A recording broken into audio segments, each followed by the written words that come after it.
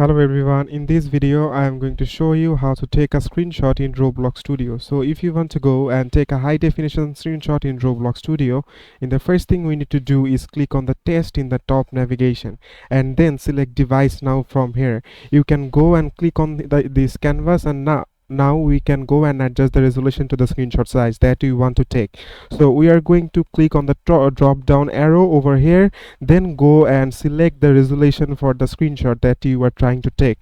So if you want this on a computer, then you can come down to the desktop, and I am just going to set mine to 920 into 1080, which is HD, but you can also take screenshot in phone and iPad view as well. Then once you have done this, click on the drop down arrow next to physical size, and you can choose either actual resolution or fit to window. If you want to take a screenshot of the entire game, I am just going to choose actual resolution. And now to go and actually take the screenshot, click on view in the top navigation, click on screenshot, and this is going to save over to your picture folder on your computer.